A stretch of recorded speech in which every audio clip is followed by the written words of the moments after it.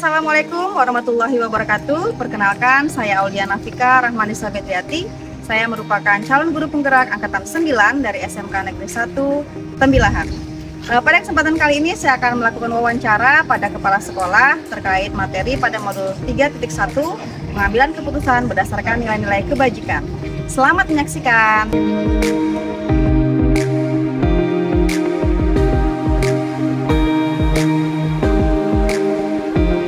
Assalamualaikum warahmatullahi wabarakatuh, Pak. Waalaikumsalam. Apa kabar, Pak, hari ini, Pak? Alhamdulillah hari ini sehat. Ya, Pak. Sebelumnya ini ya udah mau mengucapkan terima kasih sama Bapak karena Bapak udah memberikan waktu Bapak untuk diskusi kita hari ini. Ada sedikit yang pengen Aulia bincang-bincang sama Bapak. Bapak, ini terkait kegiatan Aulia di modul 3.1 tentang pengambilan keputusan ada nilai-nilai kebajikan dalam pengambilan keputusan untuk seorang pemimpin. Selain itu, Aulia juga pengen belajar banyak nih sama Bapak nih terhadap keputusan yang sudah Bapak ambil selama ini. Jadi di sini Pak, kira-kira selama Bapak bertugas menjadi kepala sekolah, pastinya Bapak banyak sekali menghadapi permasalahan Pak ya. Nah, kira-kira Bapak pernah tidak dihadapkan oleh dilema-dilema gitu, terhadap sebuah hal yang baik dan harus dipertimbangkan, diambil gitu Bapak. Gimana sih menghadapi situasi itu gitu Pak? Jadi memang sering kita menghadapi hal semacam ini. Ada dua masalah yang sama-sama benar, sama-sama baik, kita harus memilih. Jadi kalau memang ada masalah yang dua ini kita hadapkan, kita bisa milih ini yang baik, yang buruk, tentu mudah sekali kita memilih. Tapi pada saat dua-duanya baik, kita nilai hari ini dua-duanya benar, maka di sinilah kita perlu satu keyakinan. Jadi kata kuncinya yakin. Kalau kita mana yakin yang harus kita pilih. Jadi memang itulah kata kuncinya yakin. Yakin dengan yang mana yang harus kita pilih, dan itulah yang akan kita ambil. Mudah-mudahan dari keyakinan kita ini bisa tepat dan benar. Keyakinan ini penting. Jadi kalau kita ini keyakinan ini sekali kan, kalau kita tidak yakin, ragu-ragu ya. Yang dilema yang dua ini. Tapi menurut kita mana yang menurut kita yang paling yakin kita, pilihan kita itulah yang paling. Mudah-mudahan benar apa yang kita ambil. Biasanya ada sebuah keyakinan. Masih banyak sekali ya pertimbangan ketika kita mengambil suatu keputusan. Kalau paling pertama kita jadikan sebagai patokan dan harus yakin ya. Terus Pak, kalau misalnya ada permasalahan, itu kira-kira siapa yang Bapak libatkan dalam penyelesaian pengambilan keputusan? Iya, yang kita libatkan itu adalah teman-teman kita. Kalau kita di sekolah tentunya teman-teman kita itu adalah tim ya. Kalau di sekolah kita kan ada tim manajemen. Jadi disitulah ruang kita untuk berdiskusi. Orang-orang ini yang memang kita libatkan secara langsung, bagaimana kita mengambil keputusan. Walaupun yang punya kewenangan mengambil keputusan itu ada kepala sekolah. Tapi dasar-dasar pertimbangan itu adalah semakin banyak orang yang kita libatkan, semakin banyak pemikiran yang masuk. Tentu juga semakin yakin kita, semakin baik keputusan itu berdampak kepada hari ini, kemudian juga berdampak kepada masa yang akan. Berarti Bapak lebih mengusahakan kalau mengambil keputusan ini kita melibatkan banyak pihak Pak ya, diajak diskusi dan berkolaborasi Pak ya, sama rekan gitu Pak ya. Terus Pak, pastinya kan banyak masalah problem yang selalu Bapak hadapi ya Pak. Terus gimana sih Bapak membedakan antara yang dilema etika sama yang menunjukkan kalau dilema etika itu kan biasanya kan yang sama-sama benar itu Pak ya, sedangkan yang menunjukkan itu kan ada satu yang salah. Itu gimana Bapak untuk mempertimbangkan keputusan Bapak? Lebih ke moral tentu ya, kita kalau memang boleh memilih antara yang benar, yang baik dengan buruk, itu kita milih yang baik kan gitu. Selalu kita kedepankan yang baik. Yang baik hari ini juga mungkin belum tentu baik semua orang, gitu kan. Bagi orang-orang yang mungkin merasa terusik dia mungkin dia menganggap oh ini tidak baik. Tetapi baik ini ada dalam kata yang menurut kita baik, kemudian menurut yang orang banyak juga sesuatu yang baik yang akan kita ambil. Siapapun saya pikir kalau memang ada dua pilihan antara baik dan buruk, itu orang yang memilih yang baik ya. Kalau memang itu yang dua pilihan yang harus kita hadapkan, yang dihadapkan kita, tentu kita memilih yang baik. Yang baik bagi kita juga baik bagi dia baik. tapi tidak memikirkan yang penting tadi Ah, Pak ya. tidak. Terus Pak, tadi kan Bapak sudah mengatakan bahwa ketika pengambilan keputusan itu biasanya harus yakin dengan makanya kita bisa ambil keputusan. Nah, untuk mendapatkan rasa keyakinan itu pasti ada langkah-langkahnya. Nah, kira-kira langkah yang Pak ambil setiap ada permasalahan dalam keputusan apa sih Pak lakukan?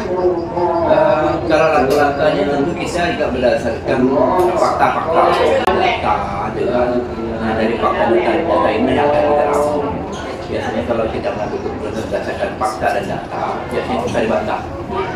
Daripada mungkin kita mendengarkan selain tadi kita mendengarkan masukan-masukan daripada tadi kalau mungkin tim kita tadi, tapi dasar untuk mengambil keputusan itu memang harusnya berdasarkan daripada data.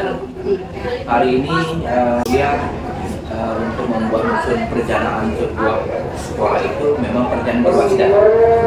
Jadi tidak bisa kita mengambil keputusan tanpa ada data-data yang mendukung daripada memang sudah merupakan kewajiban. Perencanaan sebuah sekolah itu harus berdasarkan berbasis data. Berarti artinya itu jadi tantangan sendiri Pak ya bagi Bapak itu kan dalam menghadapi atau mengambil keputusan. Jadi Pak, kira-kira dalam prinsip kalau misalnya Bapak bilang kan berdasarkan data, berarti artinya setelah prinsip pengambilan keputusan yang Bapak ambil mungkin itu best kan ada 3 tuh Pak prinsip pengambilan keputusan, ada yang berdasarkan hasil akhir, ada yang berdasarkan teori, ada yang berdasarkan pengetahuan. Berarti mungkin yang Bapak lebih mengedepankan berdasarkan teori dulu gitu ya. Iya. Saya harus pakai aturan dulu baru yang lain-lainnya gitu Pak ya. Lanjut nih Pak, tantangan kedepannya Pak, pengambilan keputusan Bapak itu apa aja Pak? Tantangan kedepannya ya kita memang sejauh mana kita jeli mengambil keputusan kita ambil hari ini kan dampaknya bukan untuk hari ini saja, tapi keputusan yang berat itu bagaimana kita mengambil keputusan hari ini juga keputusan masih bisa digunakan untuk masa-masa yang akan datang. Itu yang memang beratnya. Kadang-kadang kita keputusan hari ini benar, mungkin besok belum tentu benar, kan? Jadi sejauh mana kita bisa menggali, sejauh mana bisa kita berpikir ke depan, bahwanya keputusan yang kita buat hari ini juga bukan berguna untuk hari ini, tapi berguna juga untuk hari-hari yang akan datang. Itu memang perlu pemikiran yang tajam ya, bagaimana kita membuat keputusan. Kadang-kadang keputusan hari ini betul, tapi besok itu sudah tidak benar lagi kan, sudah berubah semuanya. Tapi keputusan yang bagus itu memang keputusan itu dia melakukan hari ini saja, tapi dia masih tetap mengandung nilai-nilai kebenaran sampai masa-masa yang akan datang. Itu tantangan yang berat hari ini. Berarti dia lebih ditekankan kepada pokoknya peraturan itu harus dikedepankan gitu ya, karena setiap permasalahan itu sama kadang-kadang tergantung dari situasi, kondisi atau masalah yang lain-lainnya Pak ya. Iya, iya betul. Terus lagi Pak, kira-kira Bapak ada jadwal sendiri khusus Pak dalam penyelesaian sebuah kasus Pak? Seharusnya sebaiknya harus ada jadwal. Kita kan membuat perencanaan keputusan itu sifatnya perencanaan ini. Kan ada perencanaan yang harus kita buat dalam minggu ini, dalam bulan ini, bahkan dalam tahun ini kan itu. Tapi semuanya itu kadang-kadang tidak dapat kita jadwalkan. Ada sifatnya yang permasalahan yang muncul itu sifatnya urgent. Hari ini, detik ini kita ada masalah dan detik ini juga harus kita mengambil keputusan. Tidak bisa dijadwalkan. Oh, tak bisa. Ya hari ini belum jadwal mengambil keputusan. Jadwalnya besok kan tidak jadi demikian kan. Tapi ada yang memang yang kita rencanakan.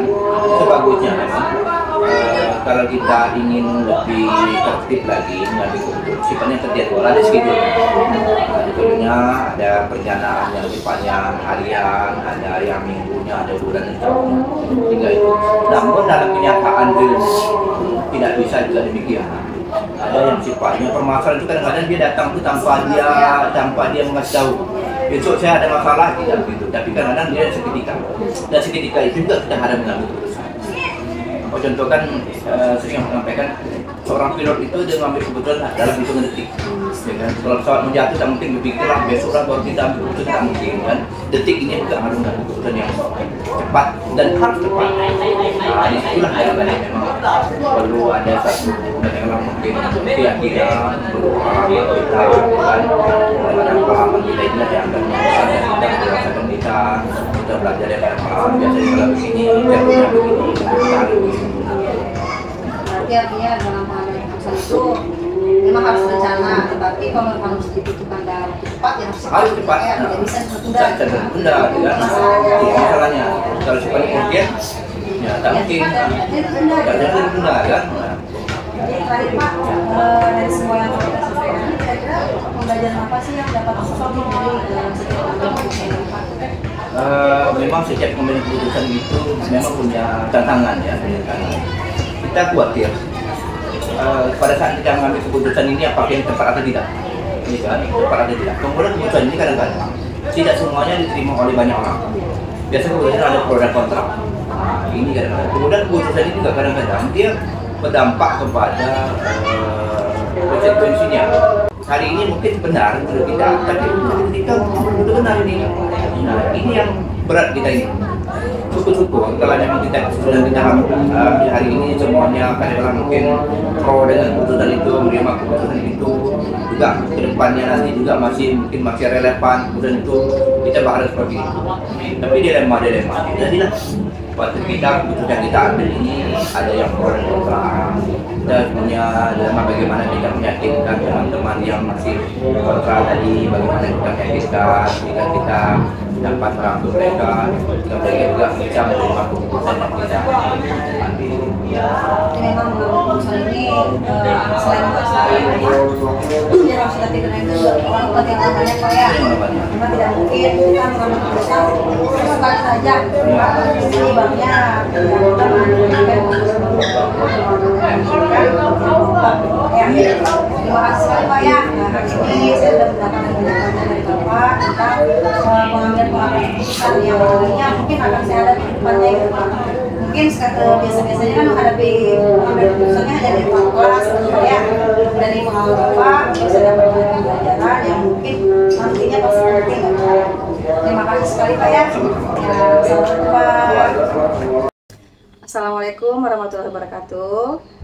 Saya Aulia Nafika, CGP Angkatan 9. Pada kesempatan kali ini saya akan mewawancarai Kepala Sekolah Pak Bedrizon dari SMK Negeri 1 Kempas. Assalamualaikum Pak. Waalaikumsalam warahmatullahi wabarakatuh. Apa kabar Aulia? Alhamdulillah sehat Pak. Apa kabarnya Pak? Sehat. Oke Pak, Alhamdulillah. Terima kasih sekali sebelumnya Pak ya atas kesempatan yang telah Bapak berikan sehingga saya hari ini bisa bertemu dengan Bapak untuk melakukan sedikit diskusi atau wawancara tentang modul 3.1 nih Pak, tentang pengambilan keputusan berdasarkan nilai kebajikan. Nah Bapak, selama ini kan Bapak udah jadi kepala sekolah nih, terus pastinya Bapak pernah mengalami permasalahan-permasalahan. Nah gimana sih Bapak dalam mengidentifikasi kasus-kasus yang merupakan dilema etika dan bujukan moral Pak? Ya, terima kasih ya. Semangat pagi untuk Aulia Nafika Rahmanisa, CGP Angkatan ke-9, guru dari SMK Negeri 1 Tembilan yang saat ini berkolaborasi dengan Kepala SMK Negeri 1 Kempas berdiskusi berkaitan dengan persoalan-persoalan yang mungkin terjadi di sekolah. Sebetulnya di sekolah itu ya kan ada siswa, ada guru, ada orang tua, dan pasti persoalan-persoalan itu sangat banyak dan juga rumit dan juga tidak rumit. Nah, tentu kita di sekolah itu lebih banyak persoalan kepada siswa berkaitan dengan disiplin siswa, kehadiran siswa, disiplin guru, kehadiran guru, dan semua itu kepala sekolah sebagai top manager di sekolah bersama timnya, wakil kepala sekolah, komite dan sebagainya. Nah, kita mencoba melihat semua kejadian-kejadian sekolah itu dalam peraturan yang kita buat seperti itu. Terus Pak, biasanya kalau dalam menghadapi kasus-kasus tersebut pastinya akan ada pengambilan keputusan di sekolah kan Pak. Yeah. Nah biasanya itu bagaimana sih Bapak cara memilih sebuah keputusan dari kasus-kasus yang mana dua kepentingannya sama-sama benar atau sama-sama mengandung nilai kebajikan? Yeah. Saya ambil contoh misalnya di bidang siswa ya, persoalan yang terjadi sama anak-anak kita atau persoalan yang terjadi pada guru-guru kita, mungkin usulnya lebih siswa lah. Itu kan ada tingkat-tingkatannya. Kalau sebelum kurikulum merdeka dulu, kita ada namanya sistem poin, mungkin atau sistem grid lah. Mungkin ada kasusnya ringan, ada kasusnya menengah, ada kasusnya berat misalnya. Ada misalnya kita kalau kasusnya ringan, ya mungkin persoalan cukup sampai wali kelas saja. Mungkin menengah mungkin cukup sampai di wakil kesiswaan. Mungkin berat baru sampai ke kepala sekolah. Jadi tidak semua persoalan-persoalan itu ya harus diselesaikan oleh kepala sekolah. Karena ada pendelegasian pada top manajemen di sekolah sesuai dengan bidangnya. Kalau bidang siswa ya wakil kesiswaan. Kalau misalnya guru ada wakil ketenagaan, manajemen dan sebagainya.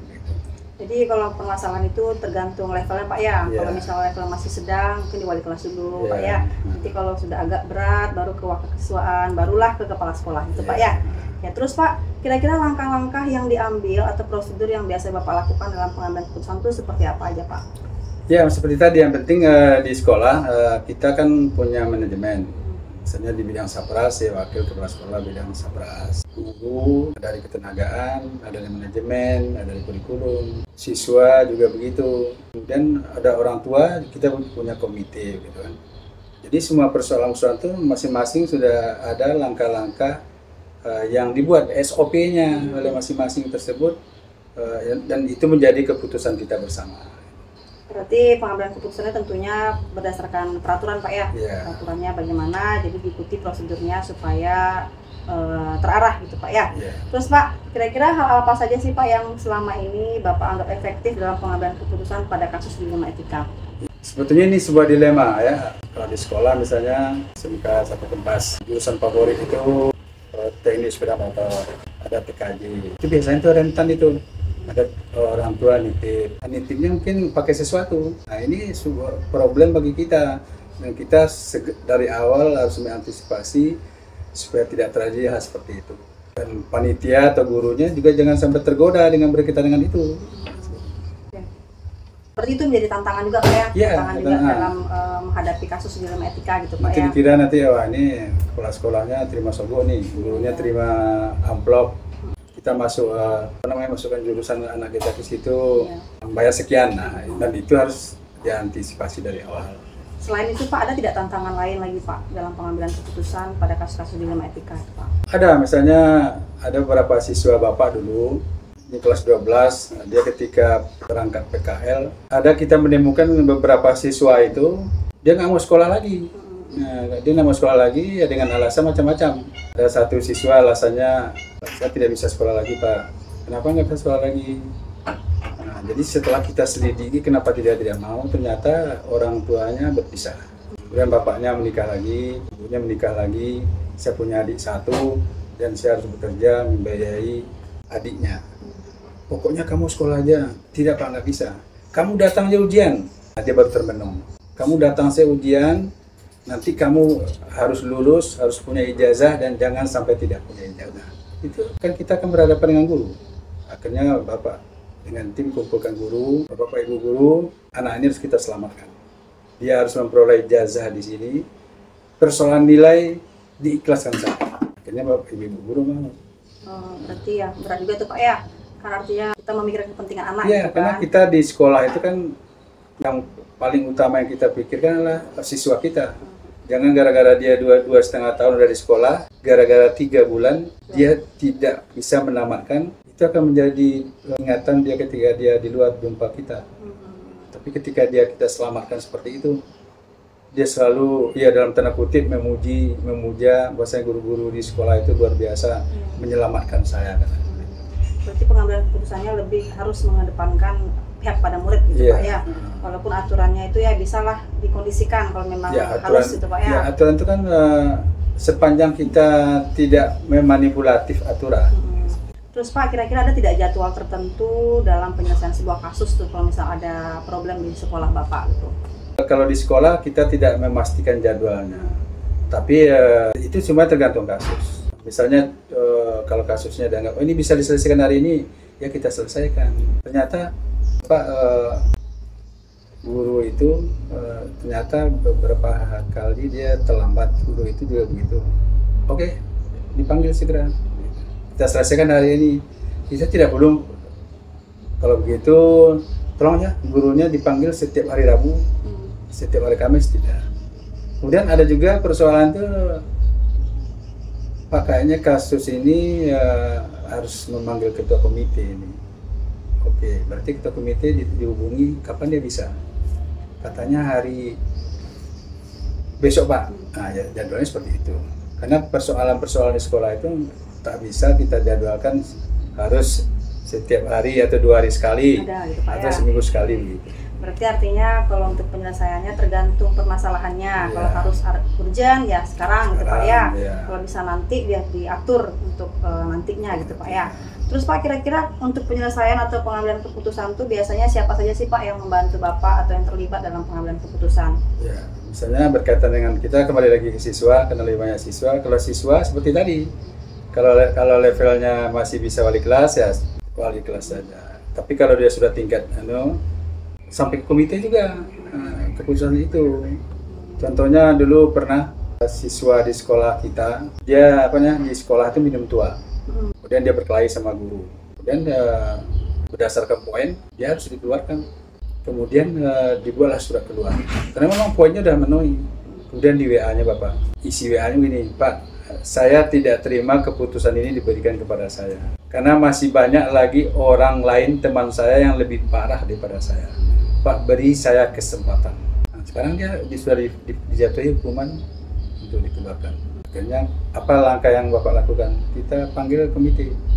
Nah, kita dalam tanda kutip membuat sebuah sandiwara sama komite. Pak komite, ini kasusnya seperti ini yang diceritakan tadi. Jadi bagaimana Pak? Saya sebetulnya tidak mau anak ini keluar. Tapi bagaimana caranya? Di langkah yang kita lakukan itu seolah-olah orang tua itu anak tersebut melapor ke ketua komite, memohon. Kemudian komite memohon ke Bapak. Itu sandiwaranya. Nah, jadi ketua komite mohon, Pak Bet, saya minta tolong betul anak ini diselamatkan. Saya yang bertanggung jawab. Jadi begitu. Ya. Nah, jadi skenario berdua ini baru Bapak sampaikan ke teman guru. Ini persoalannya. Jadi Pak, ini persoalannya, ini permohonan Pak komite betul. Bagaimana? Karena kalau dia berbuat lagi, Pak komite yang mengeluarkan. Nah, jadi seperti itu. Jadi dari musyawarah itu dibuatlah surat perjanjian kalau kamu seperti anak tadi mabuk lagi dan sebagainya, saya yang mengeluarkan. Ternyata apa yang terjadi? 3 bulan sampai anak itu tamat, kelakuannya luar biasa hebatnya. Sehingga ketika hari perpisahan itu dia memeluk Pak komite, pokoknya dia nangis-nangis. Nah, itu luar biasa. Jadi artinya kita jangan terlalu cepat. Mungkin dia dengan kejadian seperti itu, mungkin karena momennya dia kilaf dan sebagainya, langsung kita justice dia itu bersalah. Ternyata Berubah dia Pak ya? Berubah dan janjinya dia tepati. Berarti Bapak ini udah menerapkan prinsip dilema etika nih Pak, bahwa kita harus berpikir berbasis peduli juga Pak ya, walaupun aturan itu harus ditetapkan, tapi kita harus memikirkan tentang care juga gitu Pak ya sama siswa. Pak, selanjutnya nih Pak, dari semua yang telah Bapak sampaikan nih Pak, kira-kira pembelajaran apa yang dapat Bapak petik atau pengalaman apa yang dapat Bapak ambil dalam pengambilan keputusan di dilema etika? Iya, seperti Bapak sampaikan tadi, kita kan ketika menghadapi sebuah persoalan itu jangan langsung menjustice. Contohnya begini, gurunya terlambat, langsung kita mungkin berkata-kata, wah ini memang karena ini mungkin, kita kan nggak boleh begitu. Siswa juga begitu, kenapa dia terlambat? Kami hari-hari terlambat saja. Pernah nggak kita bertanya sama mereka, kamu sudah sarapan tadi pagi? Atau bangunnya jam berapa? Kalau misalnya sebelum kurikulum merdeka, boleh lah ya langsung dijentik, ditampar dan sebagainya. Kalau hari ini nggak bisa. Jadi dari pengalaman itu kepada generasi muda seperti Aulia, calon pemimpin pembelajaran, mari kita lihat persoalan-persoalan sekolah itu yang kompleks, jangan hanya satu sisi saja. Kalau misalnya kita melihat siswa sering terlambat, kita harus bercermin kepada kita. Kita gimana? Apakah kita juga sudah memberikan contoh yang baik dan sebagainya ya? Pak ya, berarti setiap pengambilan keputusan itu pasti ada latar belakang kenapa sebuah kasus itu kenapa terjadi, pasti ada latar belakangnya gitu Pak ya. Jadi tidak boleh kita justice, oh ini begini nanti keputusannya begini gitu ya Pak ya. Jadi harus ditelaah gitu Pak ya. Oke, baik Pak, luar biasa sekali hari ini Pak, banyak sekali yang saya pelajari dari Bapak hari ini. Setidaknya dari pengalaman Bapak ini saya bisa membayangkan nih ke depannya saat saya akan menghadapi dilema-dilema ke depannya, pasti ada hal yang ilmu yang Bapak berikan dapat terpakai nanti ke depannya untuk saya. Terima kasih Pak nih untuk hari ini. Melalui wawancara ini saya harap banyak hal positif yang bisa saya tiru dari Bapak nih dalam pengambilan keputusan, bahwa kalau ngambil keputusan itu kita harus mentelaah kasusnya, jangan langsung menjustis atau mengambil keputusan sepihak, juga melibatkan orang-orang yang perlu dilibatkan atas setiap kasusnya Pak ya. Oke Pak, terima kasih banyak Ya, Pak. sama-sama Assalamualaikum ya. Pak. Waalaikumsalam. Semangat selalu untuk Aulia Nafika Rahmanisa, CGP Angkatan ke-9. Mudah-mudahan jadi guru penggerak, calon pemimpin pembelajaran di masa depan. Amin.